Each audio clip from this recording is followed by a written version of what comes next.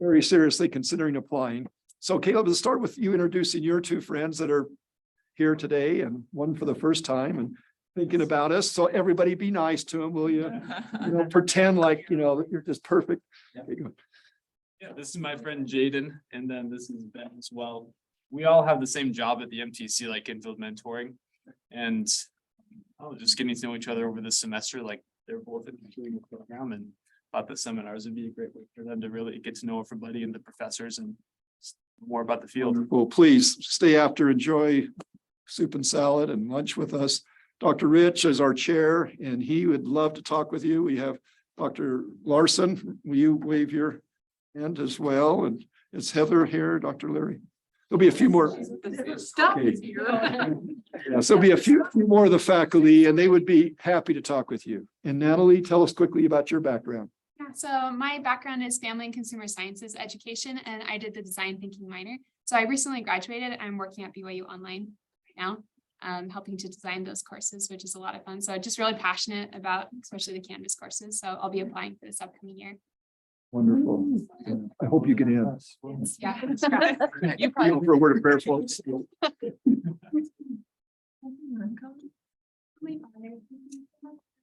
stay in for the good weather and for the moisture that we have received. And thank you for us being able to gather here together and to be able to build relationships and to further our education. And please bless all those who have prepared the food and who have prepared the lesson and who will be teaching us. In the name of Jesus Christ. Amen. Thank you so much. We'll turn some time over to Ipso and to Allison and something that is in front of you that you're wondering about. I really wish that Tony were here or Tyler or Stephanie, because they know more about this project than I do. But what I do know is that we have a goal as a department to try and donate 25 hats that we knit to Weiser. So we have the loom, we have the yarn, we have 2 papers with the instructions. Maybe we could photocopy those, but people can look at the instructions and pass it back. But only works if you listen. Well, someone in person is talking to us and you're paying attention. If you're ignoring them, then Don't be rude. So we will also have these in the lab for the next couple of weeks. So while you come in, you're like, I need a study break. Hey, we have a hat. Hold on, it's fine. Nice. So if you have the instructions, look at it and pass it back. Was there anything else we need to know? So waffles next week. Can you announce that now? Go ahead and stand up for a minute. You have. And by the way, you don't get to eat today unless you do something, okay? Next week is the last seminar, am I correct? So we're going to do a white elephant gift exchange. Just bring anything you want. You don't have to spend money, okay? Just really simple, just something either fun or funny or useful or whatever you want to maybe send some Christmas cheer. So we'll do that next week, right after seminar, like right during soup and stuff. So yeah. Just do that next week. And waffles are the day after that. We're gonna have waffles. So It's a reading day, but come please for waffles. Hey, yeah. are you two waffling over this too much? We are. And our last seminar will be Dr. Howell, not me, no relation. From industrial engineering, fascinating story. He's going to share with us some of his career path, some of his work in design. I think you'll really enjoy. He's the one doing that study abroad, right? Yes. Yeah, okay. Oh, good. How many of you signed up? Awesome, that would be good. Very good. Well, we're sure glad you're here. Well, one of the things that I was introduced to as a new faculty member is that every year the faculty nominate 3 of our students for special awards. And it's a big deal. I was surprised at how much time was spent in our faculty meeting debating and discussing and arguing and negotiating and no, anyway, we're really excited. This has been some very serious vetting. And today we will have these 3 student awardees sharing some of their story and some of their work, their research, their writing with us. Many of you know them. Many of you are not surprised by them receiving the awards this year. But our best student teacher is Spencer Yamada. Spencer, wave your hand, will you? A lot of read his Rate My Professor. I mean, really good stuff there. And then best researcher, she was unable to join us today because of work. But she went ahead and did a video recording for us, Courtney Henny. Is that pronounced the last name, Henny? And then our best project, whoa. Knock your socks off. Megan Nilsson. And Megan, are you here? We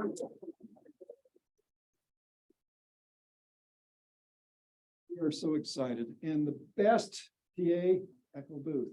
Yeah, thank you. So Spencer will need to excuse himself. He owns and runs and manages a number of businesses and probably hired a couple of you. We're just lucky he was able to break away. He wasn't at first, but he is. And so he'll probably leave immediately after his presentation. And then, Echo, are we going to do Megan? Who's next after? Let's do. Okay, so we'll then do the video recording of Courtney. And then, and Dr. Rich, while they're just finishing, okay, are you ready, Spencer? Okay. Would you just explain to everybody and maybe to me as well, what is the timeline? Is there anything that they can do to, I mean, other than just do good stuff, good work? So our department motto is be awesome and make others awesome. That was Dr. Green. So do awesome work. Do awesome. What we do is every year, we look after one academic year for student project for the best project. We look across the project at the ratings that they've gotten. We take feedback, from all the faculty in that process, and we vote on it as a faculty, and then we come together to talk about those that we nominated and then make a final vote. And we do that for teaching and teaching/TAing, because in some cases, like in Spencer's case, Spencer taught the class himself, wasn't a TA for the class, came up with it and taught it. We do that for researcher as well. Sometimes, often, it's after you've graduated that you get notified of these awards because your project or your research may be the final thing that you're doing while you're here. So, but we like to recognize good work. There's always more than one to choose from, right? So like I mentioned, there's some reading that goes on as we talk about this, but we want to make sure to recognize the good work that you do. So good work. And do they get anything for this other than kudos and the responsibility of There presenting? is a stipend that comes with it, That's nice. and you get your name on the plaque. Oh. So when we get our lunch today, make sure you look at the plaque. Okay. Thank you. Spencer, the time's yours. Thanks. Right, so is this for last academic year? Is this for the last academic? Oh, I've prepared a really inappropriate presentation. Okay. You would expect nothing else. Too late now. Too late now. Okay. It's gonna be Well, I thought what I'm doing now is more interesting, so maybe that's. Well, then present. That's what you want. Want the more interesting. Okay, good. So what happened there is I was bored and I was like, hey, could I teach a class? And Dr. Rich is like, yeah. Guess you get an award for that. That's cool. This work? We welcome all of our Zoomers too. Hi, Zoom. So a little bit about me. I think this is cooler than what I want to win again then. So I'm Spencer. I'm in the PhD program. I'm kind of hitting my dissertation right now. So I feel good about that. I work with Dr. Yanchar, who's not here. I see him. That's nice of him. So my fun news is I got hired to be an adjunct professor in the Marriott School this year. That's cool. So I want to win again. All right, let's run this again. Anyway, so I teach a class on business ethics, and the story behind that is that's a cool picture of me. So I work for a company called Merit Leadership. It was founded by some BYU professors, and we develop, build, and implement ethical leadership training courses for government, for corporations, and higher education. So this is the book we have. We do training for the U.S. Special Operations Forces, which is very scary. It's kind of fun. Anyway, so I'm the lead of product design and development. So that's kind of what I do.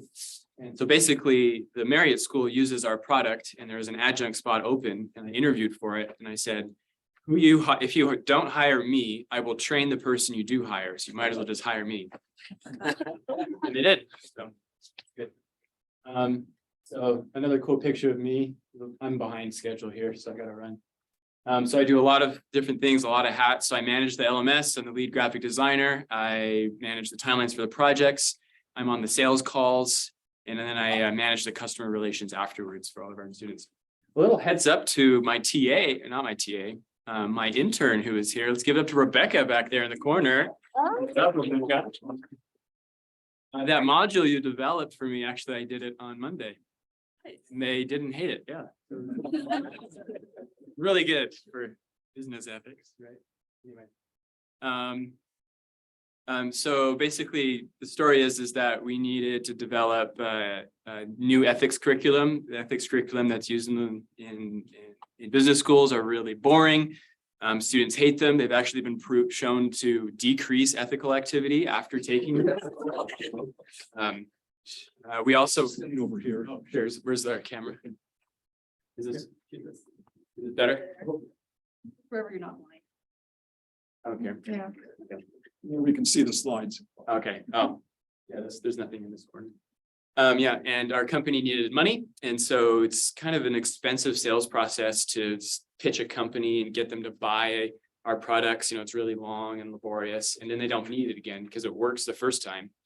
And then so we needed more money. And so we thought, oh, there's 30,000 business school students every year. Let's just try and get some of that and keep it. And so that was kind of our needs for the company. And so we did a lot of you guys learn about learning, like the learning analysis or needs analysis. We want money and we want to know if our product is going to fit the market. And so we're looking for something that we needed to be flexible. Students needed to like it and not make them less ethical. Oftentimes adopting new courseware, those of you who've taught, it can be really laborious setting everything up and get everything going. So we wanted to ease the cost of transitioning.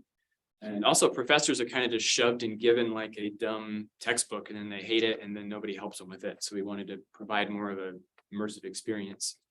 And so we had to choose a technology platform. So we picked an LMS, we developed prototypes, we launched prototypes, we did a soft launch. So we had a couple classes use the product, and then we did a hard launch. And so we needed to meet the needs with the solution in terms of the product itself. So we needed it to be flexible, and so we didn't make it too strict. We needed it, and for support and training, there's me, and I just email professors and say, hi, how do you like it? And they say, oh, I hate this. And I say, well, it's because you're using it wrong, but I say it nicely. Those kind of things. So far we're in 12 universities. We just closed Notre Dame this year, which is pretty cool. And about 3,000 students overall. Yeah, so that's that. And now I teach it in the business school. And I had a fun module on conflicts of interest where the process of disclosing your conflicts of interest in business situations. And so I didn't tell my students until that day that I own equity in the company they bought their textbook from. And then they didn't care, it turns out. So that kind of didn't go as well. I think that's it. Yeah, I have time for, I can do a couple minutes of questions. What do you guys? How does your instructional design training in this program help you in your Training. This program.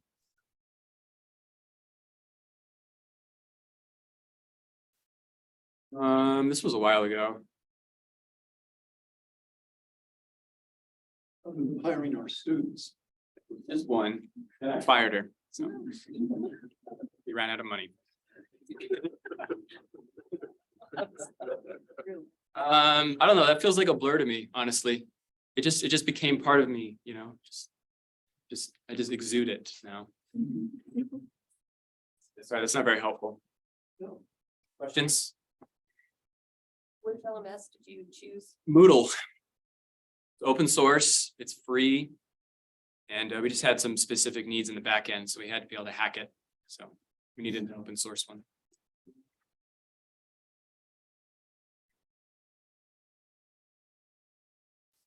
Do you like Moodle? It was free, it's open source, Okay.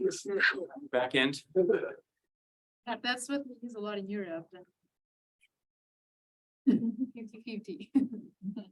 Yeah. It's an LMS, I don't care. You hope to go next, and where's the company?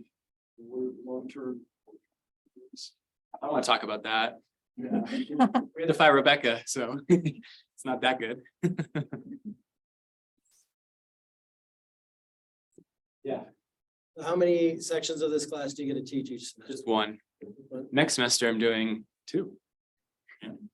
What's it like to develop the textbook for the course that you then get to teach? How's that process? It's nice, I could just know it. I just plug and play. I like it, right? So it's not like I'm using a textbook I don't like. I don't know, how many times do your professors like, here's your book. It's okay, right? And I've heard that in this department, right? So I can say like, here's the books, here's the materials. I actually like it. And that just kind of takes some of the friction off for the students. So it's really nice. Other universities like it. We have an 80% close rate on sales. Pretty good. So if you get a demo with me, 80% of the time you're buying it. I feel good about, yeah.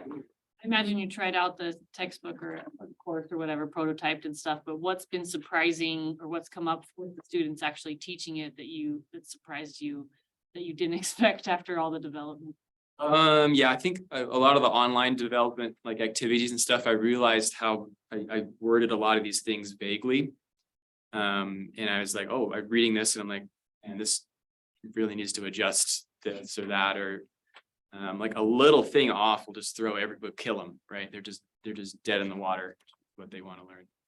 Rebecca was my editor, by the way, so it's a little bit her fault. Really. Fired. Yeah.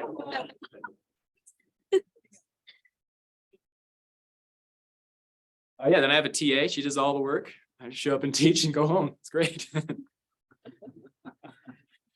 How many students are in each year? 65 Whoa. The MBA or the undergrad? undergrad business, yeah. Is this now going to become a required course for them eventually, you think, or is it? It's been a required course for 20 years. So they kind of show up and they're like, oh. And then I bring popcorn, they're like, oh. Okay. All right. Thank you very much, Spencer.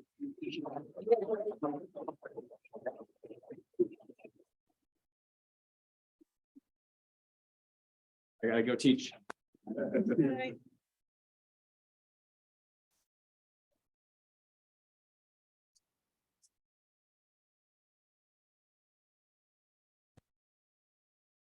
How many of you know Courtney in this? Just raise your hand. We had the pleasure, Dr. Graham and I, of working alongside her last year, 664. Ruth knows Courtney. She did a great job as project lead.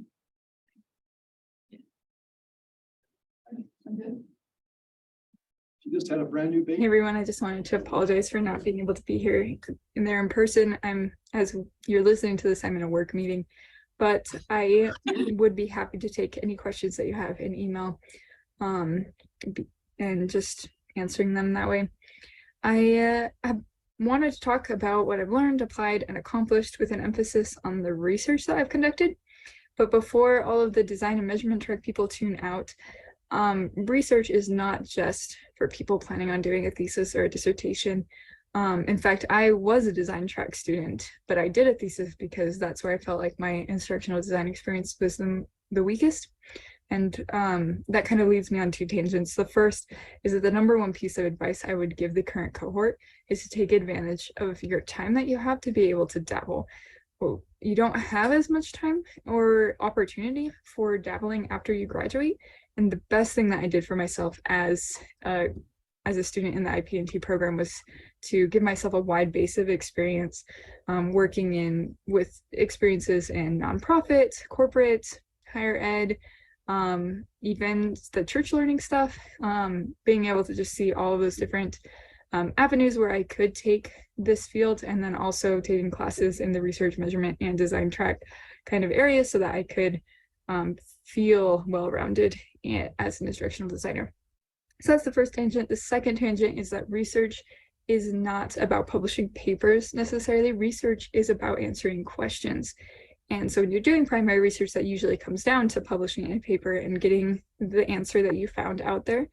But the skills that you develop in learning how to research efficiently translate to the other domains. And I want to emphasize efficiently because a lot of people can do a Google search, but being able to find quality answers in a reasonable amount of time is what really is valuable, especially in the corporate space where things are really high paced.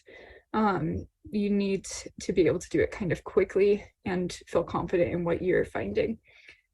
So those are the two tangents. Now talking about learning application and accomplishments. So just a really brief, for the research track people, if you're doing a dissertation or thesis, the one thing that I did learn semi-recently is that as you get closer to graduating, it's really important to download anything you might want to read or need to use later, because you won't have access after you're a student and you don't have a BYU email anymore. So after my thesis got accepted for publication, the commenters and reviewers came back and said, hey, we would like to have a couple more citations here or there. And because I didn't have my BYU email, I only had access to the stuff I had saved in my Zotero. And so I had to lean on my co-authors to fill in that space. And it didn't end up being a problem, but that's just a heads up for you. So then talking about the different avenues where I have learned and applied things, first in the corporate space, I think that especially when you start applying some of the things that you're learning in this program, the research skills and the design skills kind of become the same skill base.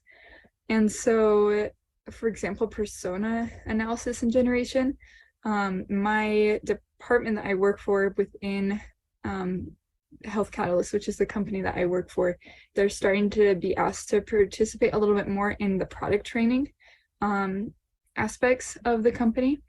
And a lot of the work to identify personas was done by the sales team, and the clients are all over the world.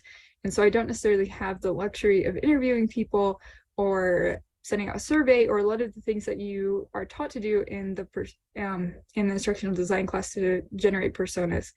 However, I do have the internet. And so instead of doing primary research to figure out the personas and how to best teach them, I've been asked to do a lot of the secondary research in terms of looking up what other people have found about researching and teaching to these populations. And so that's kind of where research and the tools that we gain in persona analysis have melded together into one thing that I'm now being asked to do as an instructional designer. Also, plug for the statistical classes and the qualitative analysis classes. We talk in some of the evaluation classes about how evaluation, especially maintenance evaluation, kind of gets forgotten. And part of that is because it's not planned for very well, and so it's not included in the budget or the time constraints or whatever for those things. But I also have found that sometimes it's because people find themselves in the instructional design field through various avenues, and sometimes that doesn't involve formal education. And so sometimes maintenance and evaluation is left by the wayside because people just don't know how to do it. And so it's been a lot of job security for me knowing how to do qualitative analysis, knowing how to do statistical analysis, because they can turn to me and ask me to do some of those things, and I have the tools to answer those questions that they may not have the tools. And so it's kind of just another plug for those other classes that you think are just research basis. Oh, this will help me for my thesis. I need to know how to do a t-test or whatever, but it can help you in the design sphere as well. And it's a lot of job security because a lot of people don't necessarily like to do those things. In the nonprofit space, it's a lot like the corporate space, but the one thing I would add is that researching is even more important in some ways because the constraints are higher. usually because the budget's lower in a nonprofit space. And so when I was working in the advanced instructional design class, we spent a lot of time researching delivery systems. And that was important because they didn't necessarily have the budget to pay for something. And so we knew the personas, we knew what their needs were, we knew what the content was, and we had to find the best way to deliver it. And we wouldn't have arrived where we did if we didn't know how to research and come up with pros and cons and take things at a more in-depth look than just their surface value or the things we've done before. Going into higher ed context, and this is a lot of the researching for research sake or primary research, answering questions that you can then publish. The things that I learned were the importance of becoming enmeshed in the current conversation so that one, you know what questions are relevant, and two, which ones haven't already been answered. And then also knowing your subject well enough to identify it in others' works. And this comes down to a lot of key terms analysis. One of my coworkers is currently doing a master's program, and he had to write a paper that involved research. And he was telling me that he had all of these articles that he was supposed to be reading, and there was a huge number. And so I asked him about his search terms that he was using and if he's looked them up in the research dictionary and stuff like that, the key term dictionary, to figure out how his EBSCO defined those terms. And he didn't know what I was talking about, and I was shocked. And so while you're here, if what I just said doesn't make any sense to you, reach out to the IP&T librarian. I don't know if it's still Rachel, but if it is, shout out to you.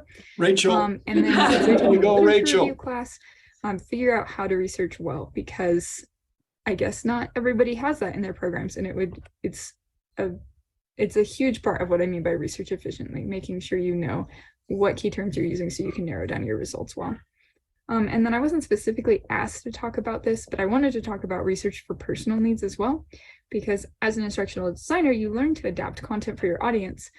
But if you take the skills that you do for that coupled with research skills, it really helps you in job interviews and other types of interviews or applications you're doing. For example, my husband's doing med school applications right now, and he's in the secondary interviews, essay writing, and our secondary applications and interview phase. And being able to sit down and research the schools that he's applying for with him is really helpful in terms of generating questions he might ask them, or ways that he could word things in his essays to appeal to their type, the language that they're using or what they're looking for. And then also just shuffling through the crowd of voices, because in the internet era, there's a million different things that come up if you have a question about your own personal life, and it's really helpful to know how to identify what's actually true and needful. So then really briefly, in a couple of minutes, what I've accomplished, it doesn't look like research at first. It's not something that I would have sat down and said, oh, my thesis really helped me with what I'm doing right now. But there are a lot of skills that I'm using that I learned while doing research. So right now I design corporate learning experiences that are more than just a click through a slideshow kind of content. We really, for example, something that I'm working on is a week-long half-day managerial training for soft skills. And a lot of the ways that we're teaching is through games. And so we have to do a lot of analysis and stuff like that, because it's not like you can just hand someone a test when it comes to soft skills. It's a little bit harder than that. And so I do a lot of open coding of survey responses about what people like, what they don't like, what is and isn't efficient. But then I also have to kind of code the responses that we're getting in the reflections and the conversations that we're having in this training to say, did this activity that we designed, is it reaching those learning outcomes? And that's actually a really fun part about my job, is that a big part of it is playing, designing, and prototyping game mechanics to make sure that the strategies that people eventually learn as they're going through help them naturally come to the conclusions that match the learning outcomes that we are trying to teach them. And so it's cool to take an idea and to say, these are the learning outcomes. Now, what is a game that can get at those learning outcomes? And now let's prototype it and make sure that people actually learn from those learning outcomes. And then it actually sticks with them even longer, because they had to come to their own conclusions about the things that we're teaching them, as opposed to just telling them. And it's powerful. They're coming away with a lot of good reflections. And then we code that, analyze it, make sure it's actually happening. And then like I said, do statistical analysis on learning data and stuff like that we have. And all of those are skills that you learn in research classes, even though I'm applying them in a design way. And then of course, there's research for just the topics themselves, like change management and organizational management. That's all the time I have. But if you're curious about anything I said, like I said, please reach out to me. I'm happy to answer questions via email. I'm also on the list of people you could interview to fulfill your seminar credit for this semester. So if you haven't done that yet, please reach out to me. I'm happy to sit down. You might even get a guest appearance of my daughter because when you have a cute baby, sometimes you don't necessarily get to be in Zoom calls alone. But thank you everyone for listening to me, and hopefully that was helpful in some way. Have a good day. Hey, thank you. A good plug for you to finish up your interviews with the alumni, and then a good plug to go to our last defense. About 2/3 of you are done, so the third of you that are remaining. And Steve asked a really good question. The syllabus says that this is the last seminar is due the same day, which is the 7th, so that's not fair. And then the projects and all the interviews are due on the 14th. We're going to make that the 16th for everything. That's the last day of finals. So you have till December 16th to do your final write-up on the last seminar next week, as well as to finalize your write-ups on the defense of one of our fellow students, and then the interview of one of our alumni. Just out of curiosity, how many of you in this room have done the interview? Okay, and then how many of you have attended the defense? Okay, excellent. We don't have too many defenses left, so you'll probably need to snag the next one that's available. Very good. Megan, we're so excited to have you here. Thank you. And are we ready? Echo? Yeah. Okay, all yours. So I'm Megan Nielsen and I won the project award. So I'm just going to talk a little bit about my project and some of the things that I've learned from doing that project that have applied to what I'm doing now and things that I've done recently. So I graduated in April. Before that, I got my bachelor's in elementary education. And professionally, most recently, I was a curriculum designer and developer for an education group where I developed social and emotional learning content for kindergartners, which was very fun. And before that, I taught here in the department as a grad student. I taught IP&T 372, where I taught an intro to coding class for pre-service elementary teachers and early childhood teachers. And before that, I was a first grade teacher. So all this is kind of important because it ties into my project, which was creating a class for early childhood education majors here on campus. It was a 2-credit class that my client wanted it to be in person. Early childhood education majors are teachers that are licensed from preschool up through 3rd grade. And it was focusing on technology integration into their classrooms. The way that you integrate technology with these really little kids is very different than how you use it in upper elementary, middle school, high school, or at higher ed. And so I was lucky enough to have this project kind of fall into my lap that fit really well with a lot of my skill sets. And I really enjoyed being able to work on this project. So I kind of had 6 phases to design my project. And I didn't start out with my front-end analysis, which is how most people would start out, but that is because I was on a very tight timeline. And this fell into my lap and I had literally 2 weeks to put together a course proposal and get it approved by the university so it could actually be taught. So I was able to, with the help of my client and my chair, come up with learning objectives, a super basic syllabus, topics that we wanted to cover in the class, a few ideas for assessments that we might want to use, just so I could get that approved. And then once it was approved, I was able to kind of fine tune things and actually make it user friendly. So that's kind of the first part of my project and very out of order from how you would, in most cases, actually go about a design project. So after that got approved, I was able to start my front-end analysis, where I worked on understanding my learners and developing my learner personas.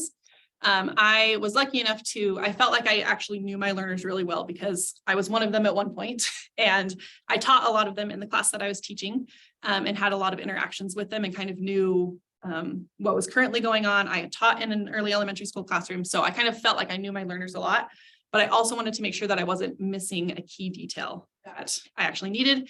And I also wanted to have some data to back up like my own anecdotal notes and impressions from my learners. So I developed a learner survey that I sent out to all of the students in the early childhood department, just asking them about like their feelings about technology, if they knew the current developmentally appropriate practices to incorporate the technologies into their classrooms, if they even use technology, how they felt about using technology themselves. And it was very helpful in understanding my learners. They kind of fell into 3 categories. The first category was students who were very excited and eager to adapt technology into their classrooms.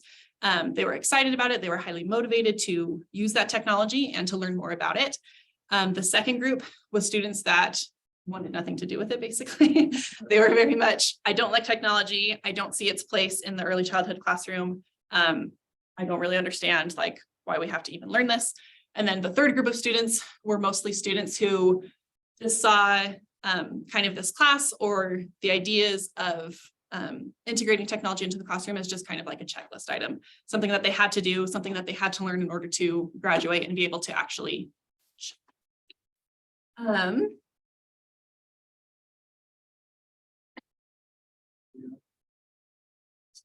Oh, sorry, my bad.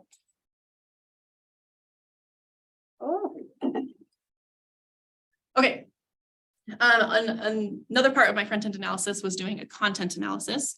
So kind of having this idea of technology integration in the early childhood classroom, thinking about what that actually looks like, and kind of going and starting to gather individual pieces and like pieces of knowledge, like physical things that students or teachers might need to have. And I was able to kind of go through and map out what does it look like to be proficient in having in successfully integrating technology into the classroom. So I was able to kind of divide it up into 4 kind of key categories. And then from there, I was able to take each of those and divide them down into smaller chunks kind of things that the students needed to know or be able to do in order to be successful.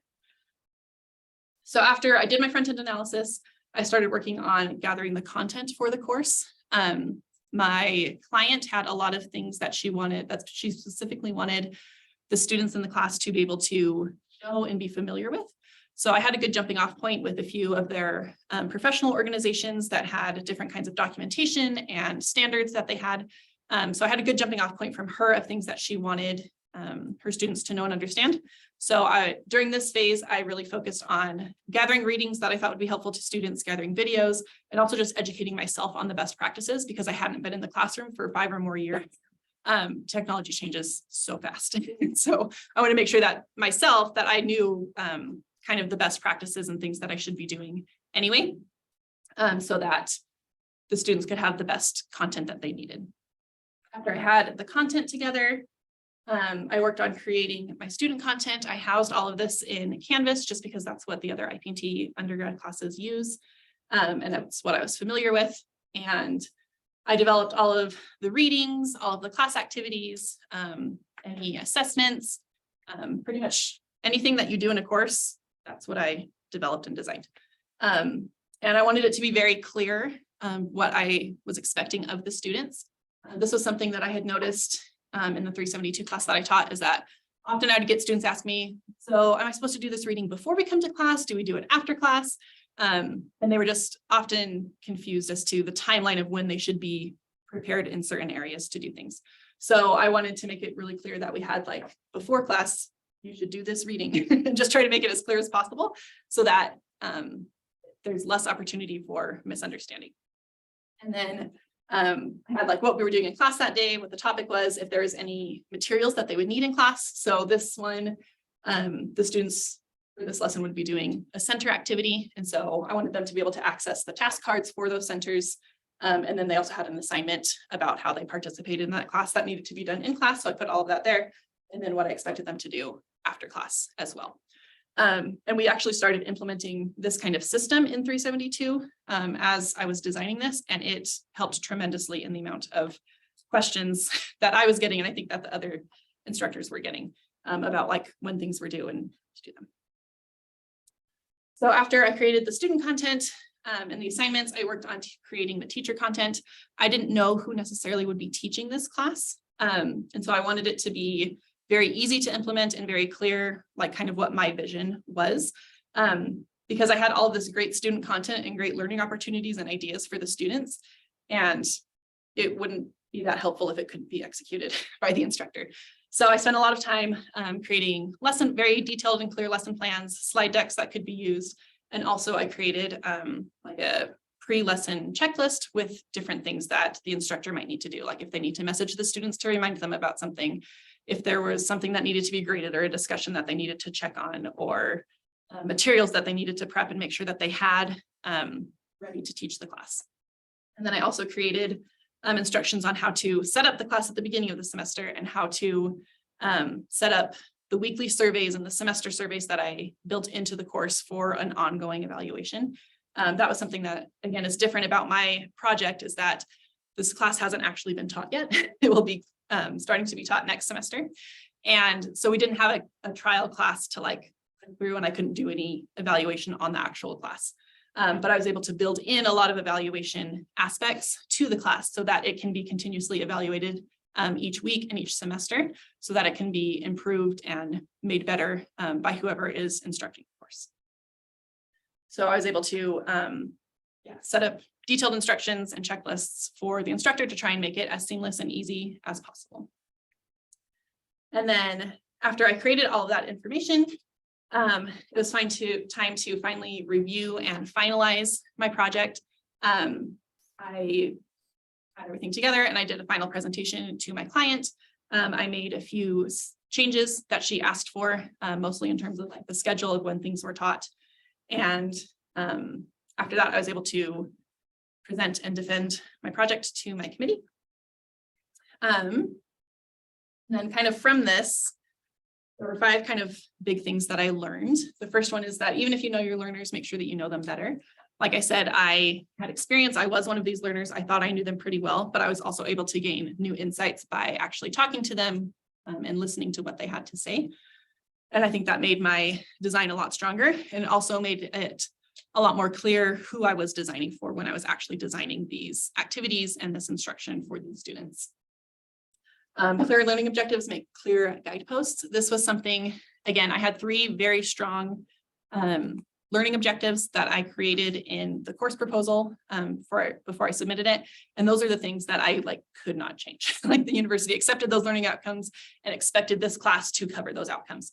So I couldn't really go outside of that, which was actually super helpful, because I couldn't, if I had an idea for an activity or a reading or something, if it didn't fit within those learning outcomes, it wasn't going to be useful, and I didn't actually need it in the course. And I had taken the advanced instructional design class the year before I was doing my project, and I was the project manager. And when we were doing it, we got a lot of really good ideas and fun activities and things that we wanted to do in our project. And we carried them out, but looking back on that experience, they didn't directly tie to our original learning outcomes, or they kind of shifted and moved a little bit. And we didn't refer to them as much as I thought we probably could have, reflecting back on the experience. And I think our design on that project could have been a lot stronger. So it was really nice that I had these clear learning objectives, and that's something that is important when you are developing a course, is to have them be clear and to always be tying back to those. It's also definitely worth it to take the time to organize and document your design process. And I spent a lot more time than I thought I would, actually just organizing things, setting up my schedules and setting up timelines for myself, and breaking things down into smaller pieces and chunks, and setting goals for myself each week so that I could report back to my chair about what I was doing and what I had accomplished. And it was very much worth it, because then nothing fell through the cracks. I didn't get to the end and be like, oh no, I didn't do this one piece, because I was kind of continuously remaking those lists, checking them, and working on them. And also it was really good to document, because at the end of my design, when I was questioned either by my committee or by my client, why I made certain design decisions, I could say, well, it started out as this, and then here are the ways that I changed it to be what it is now, and here's my reasoning behind it. So it was nice to also have those kinds of things documented. The fourth thing I learned was that feedback is so important. And one of the challenges for my project is that my client wasn't actually that responsive to me. I would send like weekly updates, ask for feedback on things, and I wouldn't get anything. And so then I started sending out like my updates less and less because I didn't know, I just wasn't hearing from her. So it was hard because I wasn't getting her direct feedback, but I did meet weekly with my chair, who gave me a lot of really great feedback on things that I could improve, or things, new things to think about, which was so helpful. It was nice to be able to kind of make smaller course corrections throughout my design process, instead of having to, create my whole big project and then at the end have like these big problems that I didn't see coming because I wasn't getting the feedback. So that's something that has been one of the most helpful things, is getting that continuous and frequent feedback. And the last thing that I learned is that you need to find balance between iterative design and done design.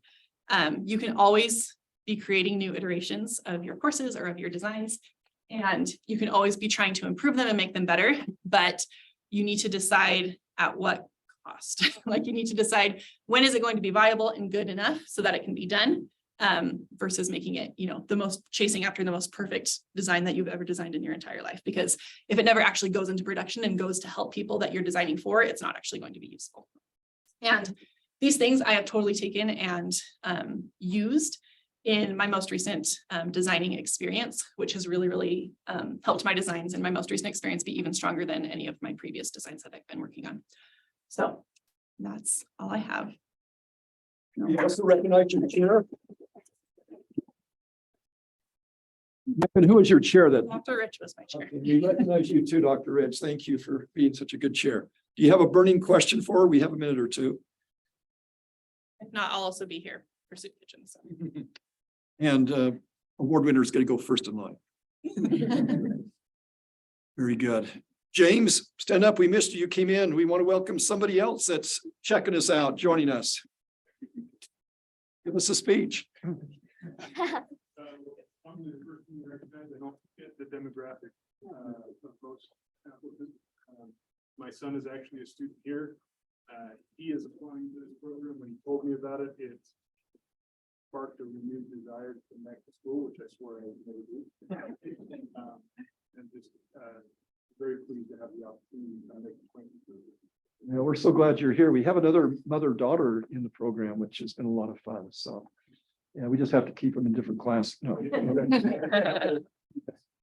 You work on campus. No, I currently work for the church in the security department. Wonderful. Thank you. Appreciate you joining us. You're welcome to stay with us and have lunch. By the way, you two, how do we do on the project? Any follow-up? Any pickup? Any further comments? Keep it up. Service is of God. And I just loved, Megan, those practical advice you gave us. And I can't tell you how important learning organization is in our work. And I want to thank you, Allison, for keeping us so organized in 664. But that skill is a very important skill in all that we do as designers. Very good. Well, any other comments, questions before we ask Aaron to close us in prayer and bless the food? Yes, please. Ben, go ahead. Was it bacon? You mentioned that like your design process was different, and obviously I don't know the design process. What is the usual design process? Be taking classes to find out. Yeah, so generally do your front-end analysis where you're trying to figure out your problems, get to know your learners, and kind of, just getting like a broad scope of what exactly you're doing. And then you kind of funnel it down to figure out what exactly your problem is. And then you start designing, coming up with a lot of opportunity, like a lot of ideas and like potential designs. And then you funnel those back down until some prototyping, some evaluation, some iterative design. It's also important stakeholder analysis to know what the boss or the person that's funding the project or sponsoring it wants. That's also a very important part of the design dynamic. then work on like your evaluations of it to make sure that it's working, and then keep working in that. And after all that, like finding the problem and that's when you propose the idea, then you start developing. And then start all over again. Yep. Very good. Well, thank you, all of you. Aaron, please.